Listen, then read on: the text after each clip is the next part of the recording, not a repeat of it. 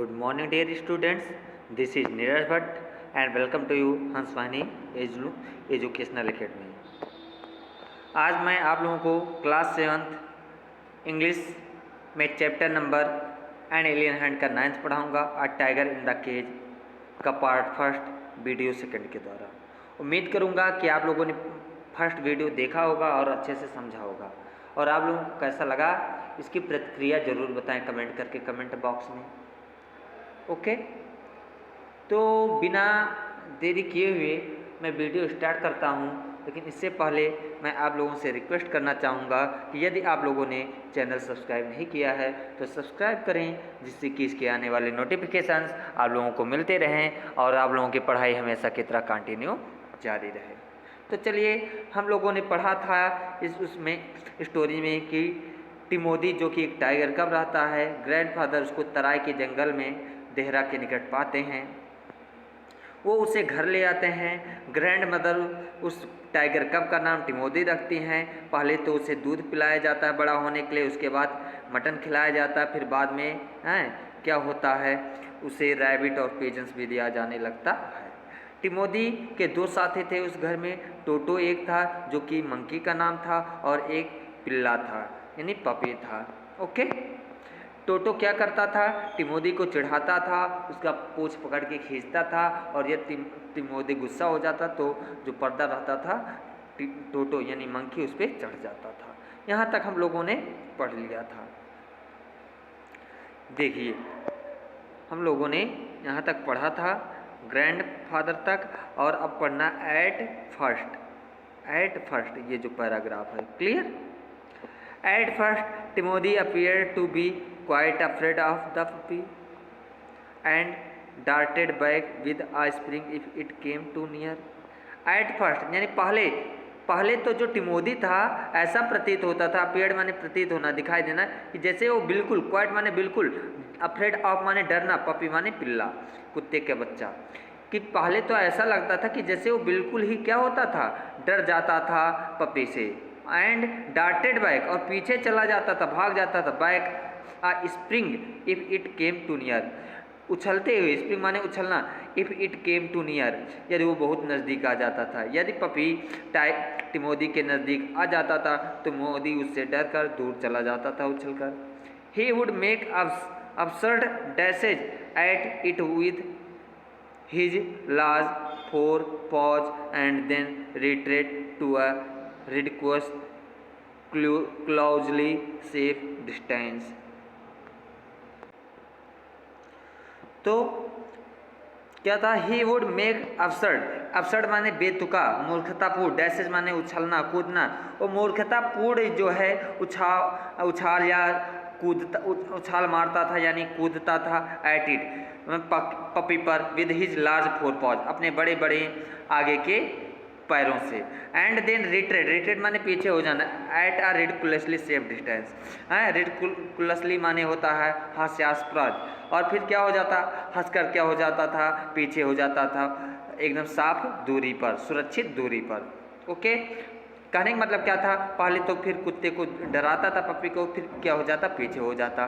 Finally अंत में he allowed the puppy to crawl on his back and rest there. अंत में he allowed the puppy, लेकिन अंत में उसने पपी को अलाउ कर दिया टू क्रॉल माने रेंगना, चलना, ऑन हिज बैक कि उसके बैक पर यानी पीठ पर, ऑन एंड रेस्ट देयर और वहाँ पर आराम करे, रेस्ट माने आराम करना। लेकिन अंत में क्या हुआ, उसने पपी को ये अनुमति दे दिया कि उसके पीठ पर आकर चढ़ सकता है, बैठ सकता है, आराम कर सकता है, खेल कूद सकता है।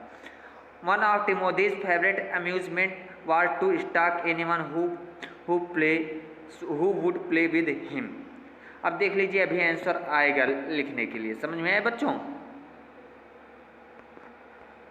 क्या था, एक जो टिमोदी का बहुत प्यारा सा, बहुत फेवरेट आनंददायक चीज़ था, वो क्या था, अम्यूजमेंट माने आनंद, जो आनंद वाली चीज़ थी वो क्या थी, वाज टू स्टॉक एनीवन, कि किसी का चुपके से पीछा करना, who would play with him, कि वो जिसके साथ खेलता था, यानी जो कोई उसके साथ खेलता था उसका एक आदत था उसका चुपके से पीछा करना।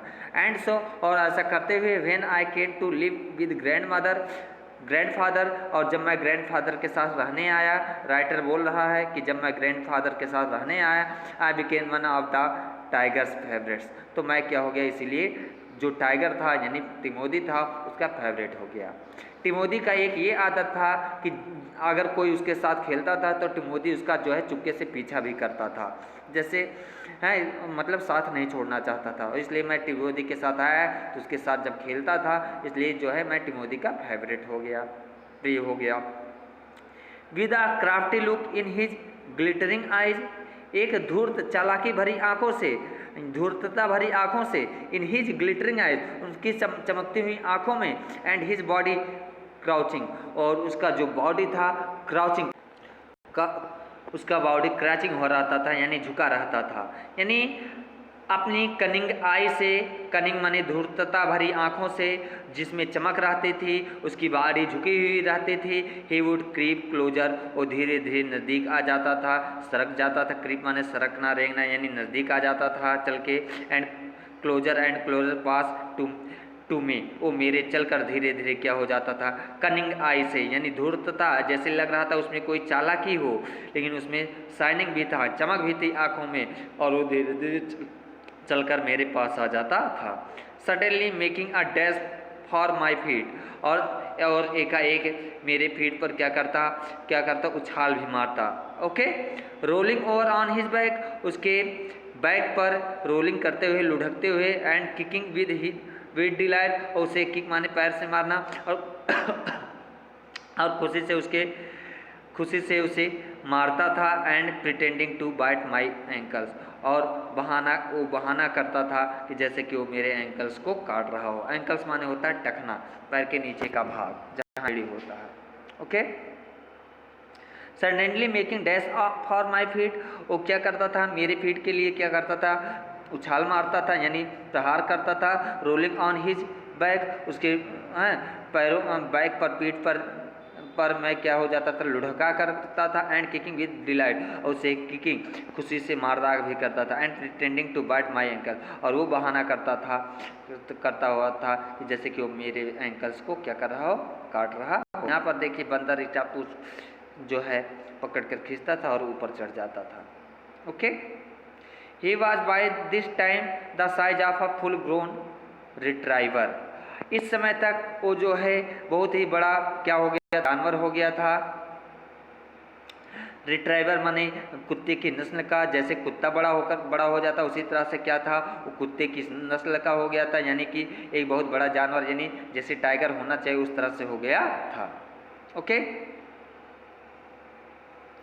Size of full grown retriever, and when I took him out of for walks, और जब मैं उसे टहलाने के लिए ले जाता था, people on the road would give us a wide birth माने जगह, तो जो लोग रास्ते में ठहरा करते थे वो हम लोगों को जो है क्या कर देते थे, बहुत ज़्यादा जगह दे देते थे, जगह छोड़ देते थे।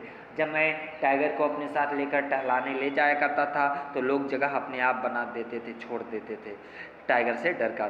When he pulled hard on his chain, और जब वो क्या करता था, अपने चैन को बहुत तेज़ी से खींचता था। I had difficulty in keeping up with him, लेकिन तो मुझे बहुत दिक्कत होता था कि जैसे कि मैं उसको रोक पाऊँ अपने साथ, यानी जब वो एनर्जी लगाकर अपने चैन को खींचता था कि जैसे कहीं भागना चाहते हैं जानवर, उस तरह से वो कोई रस्सी पकड़ा रहता है उसी तरह से क्या था, जब खींचता था तो मुझे बहुत दिक्कत होती थी कि मैं उसे काबू में नहीं कर पाऊँगा। Okay, with him his favourite place in the house was the drawing room, उसका जो फेवरेट प्लेस था घर में वो क्या था, ड्राइंग रूम था। And he would make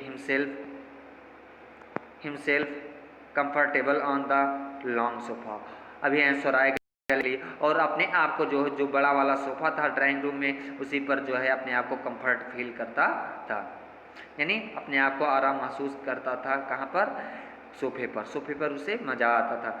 रिक्लिनिंग there with great dignity, और वो वहाँ पर चिपक जाता था, यानी इस तरह से बैठता था जैसे बहुत शान शौकत से बैठा रहता हो, बहुत शान के साथ बैठा रहता था सोफा पर।